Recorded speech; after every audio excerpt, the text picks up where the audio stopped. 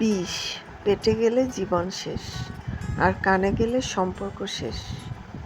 হ্যাঁ, তাই বলছি, খাল কেটে কেউ কুমির আনবেন না। যে কোনো সম্পর্ক দূরত্ব বজায় চলাই ভালো। বেশি ঘনিষ্ঠ হতে গেলে, উপকার করতে গেলে তার বিপরীতে আপনি অপমানিতই হবেন। সকালবেলা ছাদে এসেছি, আর আমার ছাদ বাগানে দেখছি অনেকগুলো মরিচ পেকে আছে। তো সেগুলো পাকা মরিচগুলো তুলে নিচ্ছি, রোদে শুকিয়ে রাখবো। অনেকগুলোই শুকিয়েছি, আর যেগুলো হচ্ছে কাঁচা মরিচ তো খাচ্ছি প্রতিদিন, আর যেগুলো পেকে যাচ্ছে সেগুলো শুকিয়ে রাখছি যাতে ভর্তা টর্তা খাওয়া যায়।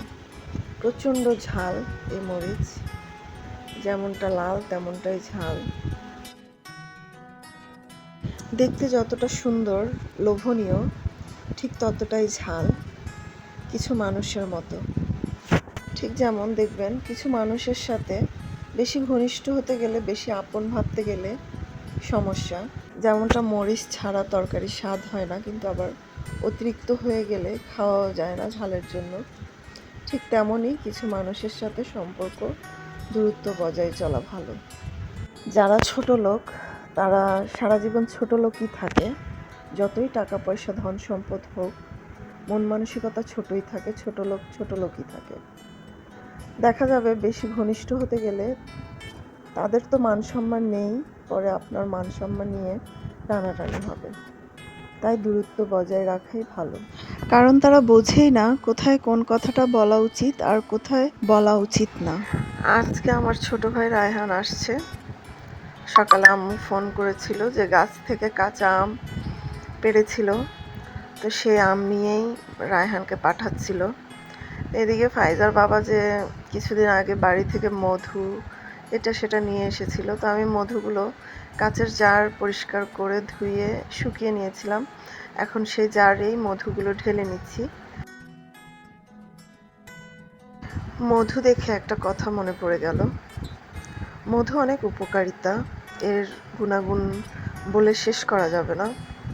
তো কেউ যদি আমার সাথে ভল্লা হতে চেষ্টা করে, আমি কিন্তু মৌমাছি হতে পারি। মৌমাছির একটা বিশিষ্ট গুণ আছে, সে মধু সংগ্রহ করে, আবার তার মধ্যে বিষও আছে। যখন তখন যে কোনোভাবে তার চাকে হাত দেওয়া যায় না, সে তখন ক্ষিপ্ত হয়ে কামড় দিতে বাধ্য হয়। এখন যে ছোট্ট জার, মধুর জার, এটা ফাইজাকে আমার মা দিয়েছিল। তো এই জারটাতে আব্বুর জন্য কিছুটা তুলে নিয়েছি, রায়হান যাওয়ার সময় পাঠিয়ে দিব। কেন জানি না, ফাইজার বাবা বিশেষ কিছু আনলে বা আমি বিশেষ কিছু তৈরি করলে আমার মা বাবাকে ছাড়া, আমার ঘনিষ্ঠ যারা আছে তাদেরকে ছাড়া আমার মুখেই ওঠে না। এখন এই ছোট্ট কোটায় করে আচার তুলে নিচ্ছিলাম, আর এটা নইলের আচার, অল্প একটু আচার দিয়েছিলাম নইলের, আর সেখান থেকে আব্বুর জন্য একটু তুলে নিলাম। তো এরই মধ্যে রায়হান চলে এসেছে দুপুরের পর। তো এখানে কি কি পাঠিয়েছে সেগুলো ছড়িয়ে ছিটিয়ে আছে। আর এই যে গাছের আম ভাগাভাগি হচ্ছে, মানিক এসেছে, মানিককেও দিচ্ছি।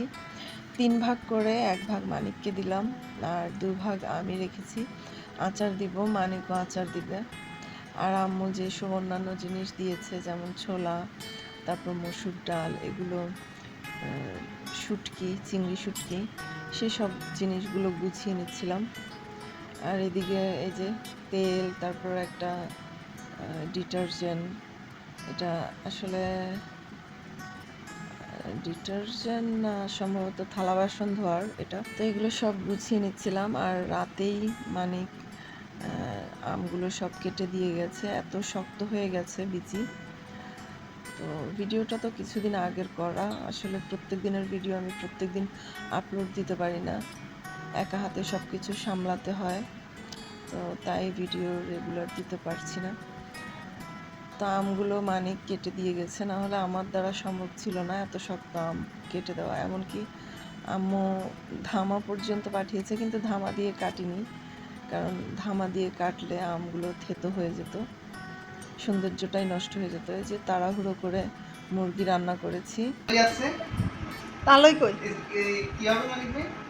তালই। তাহলে আর আপনি কি ভালোই? তালই। সাথে তো ভালোই।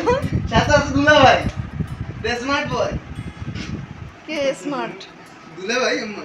আমার কেয়ারটেকার ওরা তালতো ভাই আর কি ফাইজলামি করছে, সাথে দুলাভাইকেও নিয়ে। তো এখানে মাছ রান্না করেছিলাম আর মিষ্টি কুমড়া ভাজিও করেছিলাম। তো রাতে ওকে আর যেতে দেয়নি, জোর করে রেখে দিয়েছিলাম, বেচারা তো দোকান ফেলে রেখে এসেছে বোনের জন্য আম নিয়ে। তো এই আমগুলো যেহেতু মানে কেটেই দিয়েছে, রাতে এখন লবণ দিয়ে আর হলুদ দিয়ে মাখিয়ে এভাবে রেখে দিব আর সকালে রোদে শুকাতে দিব। আমার আম্মুর স্টাইলে আচারটা দিব, এভাবে করে আমার আম্মু দিত। আমি সাথে একটু মরিচের গুঁড়োও দিয়েছি, দিয়ে মেখে রেখে দিব সারা রাত এভাবেই। তো কথা বলতে বলতে একেবারে ভিডিওর শেষ পর্যায়ে চলে এসেছি। আর এই যে আমগুলো মাখিয়ে সারা রাত রেখে দিব, আর আমগুলো মাখিয়ে আমরা ঘুমিয়ে পড়ব। এদিকে কাঁঠাল ভেঙেছিলাম, মানিক আসার সময় একটা কাঁঠাল নিয়ে এসেছিল, সে কাঁঠাল অর্ধেকটা খেয়েছি আমরা, বাকি অর্ধেকটা আছে, সকালে খাওয়া হবে। আজকের মতো এখানেই বিদায় নিয়ে নিচ্ছি। সবাই ভালো থাকবেন। আল্লাহ হাফেজ। আসসালামু আলাইকুম।